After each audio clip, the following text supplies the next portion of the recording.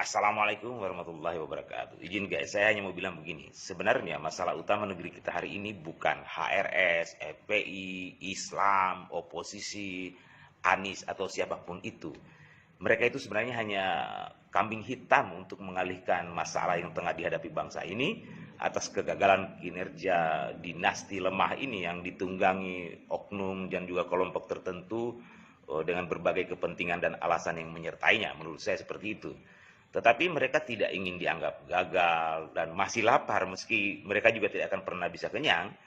Mereka ini adalah kelompok atau partai dan juga tokoh-tokoh berideologi dari masa lalu seperti Orde Baru, Orde Lama, dan juga kelompok minoritas tertentu yang sejak lama berhasrat untuk hegemoni di negeri ini, tetapi tidak punya nilai jual ke publik untuk bisa duduk di jabatan politik. Lalu menunggangi si lemah yang juga sukses menjual kepolosannya untuk mengelabui publik seolah-olah dia hadir dari atau lahir di era reformasi.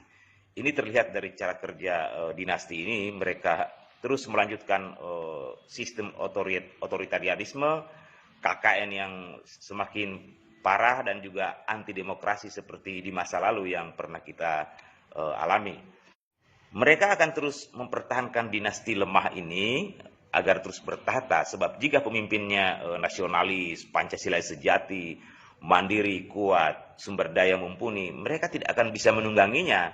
Karenanya pengkaderan pemimpin jenis ini terus dilakukan, mulai dari Solo hingga di Medan hari ini terus berlangsung. Bahkan Pancasila pun mereka ingin mengkebirinya agar sejalan dengan target yang ingin mereka capai.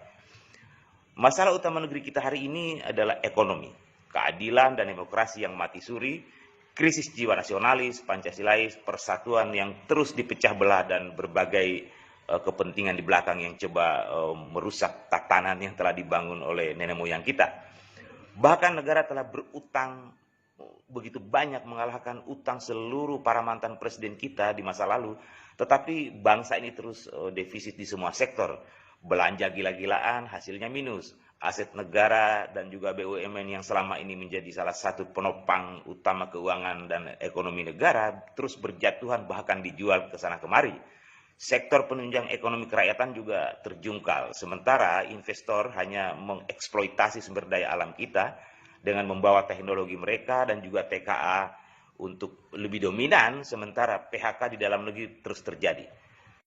Setelah COVID-19 yang sempat mengalihkan kegagalan kinerja dinasti ini mulai mereda, apalagi kaum yang berpikir semakin tahu bahwa jauh sebelum kejadian COVID, ekonomi memang telah carut marut, sementara KKN terus berlanjut pasca sukses mereka mengkebiri kinerja KPK selama ini. Mereka juga telah berusaha menciptakan undang-undang dan peraturan kontroversi dalam rangka melegalisir kegagalan kinerja mereka dengan cara mencari solusi jangka pendek tetapi mengorbankan masa depan bangsa ini, tidak juga banyak membantu. Alhasil HRS dipulangkan untuk sebagai solusi, karena tidak ada lagi isu yang paling menarik di negeri ini untuk mengalihkan isu apapun selain HRS dan EPI-nya. Sementara beliau sebenarnya jika dilihat secara substansi bukan masalah terhadap bangsa ini. Sebab mereka berkicau bukan karena ingin menjadi presiden, menteri, gubernur, wali kota, bupati, komisaris Pertamina atau BUMN, ingin naik pangkat menjadi bintang 7, ingin dapat posisi menjadi pangdam, panglima, kapolri, kapolda, atau takut dicopot dari jabatannya, dan juga sebagainya. HRS dan pendukungnya hanya bersuara apa yang seharusnya disuarakan oleh mayoritas bangsa ini. Sedangkan Anies Baswedan juga yang ikut terseret di dalam pengalihan isu ini dianggap sebagai masalah karena kinerja apik beliau dan juga banjir penghargaan meski terus dibully, difitnah, dicekal kebijakannya dan dicarikan kesalahannya. Tetapi kesuksesan dan kecerdasannya praktis menelanjangi sumber daya kinerja dinasti ini yang sangat minim dan kepemimpinan yang tidak ada wibawanya dan juga kinerja gagal mereka. Alhasil publik nasionalis, cerdas, dan Pancasilais sejati melihat ada perbedaan prestasi yang mencolok antara Anies dengan dinasti ini. Karenanya mereka terus berusaha mencari format, berbagai cara untuk menghentikan kinerja beliau dengan segala cara tanpa berusaha mengatasi masalah bangsa ini yang sebenarnya, karena berakibat dari minimnya kapasitas dan juga kinerja dinasti ini. Setelah sukses melimpahkan kesalahan dan kegagalan kinerja mereka terhadap oposisi yang identik dengan HRS dan kelompoknya, beliau dijadikan sebagai media eksistensi juga oleh manusia-manusia gagal, manusia minim sumber daya manusia, tetapi ingin tampil, memanfaatkan kelemahan dinasti ini, dan para pencari panggung pun terus berusaha eksis tanpa makna, meski mereka sebenarnya defisit dalam semua hal untuk menjadi penentu kebijakan di negeri ini. Tetapi mereka terpakai karena memanfaatkan kelemahan atau minimnya SDM dinasti yang tengah bertahta hari ini. Para pemimpin yang tidak punya wibawa dan tidak punya prestasi hanya bisa menyerang Anies yang punya prestasi dan berwibawa. Ekonomi anjlok, para pengambil kebijakan hanya sibuk mencari utangan, sementara dunia tidak lagi begitu percaya kinerja dinasti ini, sehingga mereka ragu untuk lagi memberi utangan. Para penegak keadilan hanya mengadili mereka yang berani atau aktif protes kegagalan kinerja dinasti ini. Adapun instansi yang konon adalah pengayom masyarakat juga hanya menjadi alat dinasti untuk mengintimidasi para penyuara kebenaran. Bahkan panser dan alat pertahanan negara hanya digunakan untuk menakut-nakuti HRS dan kelompoknya.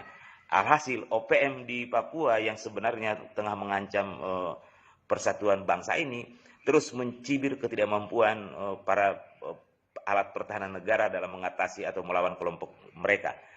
HRS juga kerap dijadikan sebagai alat bagi mereka yang ingin naik pangkat, jabatan, dianggap berprestasi, dianggap bekerja, dan dicap sebagai nasionalis serta Pancasila sejati dalam berita tetapi pengkhianat bangsa dalam fakta.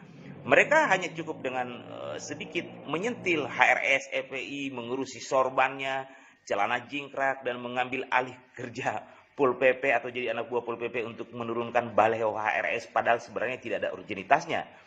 Ternyata untuk dianggap berprestasi dan bekerja dalam dinasti gagal ini, cukup aktif menyoroti HRS, FPI, HTI, Anies Baswedan, oposisi, tidak butuh kerja yang nyata, tidak butuh sumber daya yang mumpuni. Bahkan para pemakan sisa-sisa makanan oligarki yang tidak punya harga diri dan sumber daya turut juga memanfaatkan minimnya kapasitas dinasti ini untuk terus eksis secara signifikan. Bahkan selebriti sendiri yang selama ini aktif menjual auratnya untuk menaikkan status sosial dan ekonominya dari sisi yang sebenarnya tidak begitu elok, turut juga memanfaatkan beliau setelah nilai jualnya menjadi anjlok, lalu menaikkan kembali pamornya dengan cara yang sebenarnya tidak manusiawi. Hukum alam sudah mengajarkan kepada kita, penjahat akan bersekutu dengan sesamanya. Orang bodoh keki dengan orang pintar, orang jujur dibenci oleh orang munafik, dan sebagainya. Dan masalah utama dari dinasti ini adalah mereka kesulitan untuk memperbaiki negeri ini. Sebab orang-orang pintar dan berkapasitas dan juga punya harga diri di negeri ini tidak akan pernah mau bergabung dan membantu dinasti ini jika mereka masih merasa mampu dan pintar, meski faktanya adalah sebaliknya.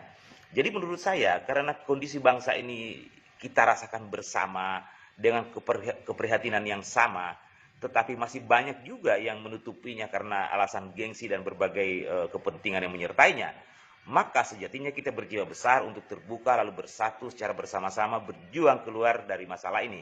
Bukan cari masalah dengan mempermasalahkan orang-orang yang sebenarnya bukan biang masalah di negeri ini. Jadi sebelumnya saya minta maaf jika ada yang salah dari penalaran dan juga tuturan ini. Jika ada yang salah dari analisa ini, biarlah menjadi contoh yang salah. Karena tentang salah pun kita juga butuh contoh, seperti halnya kita butuh contoh tentang benar. Salam bagi yang berpikir. Wabillahi taufiq wal hidayah. Wassalamualaikum warahmatullahi wabarakatuh. Salam Indonesia.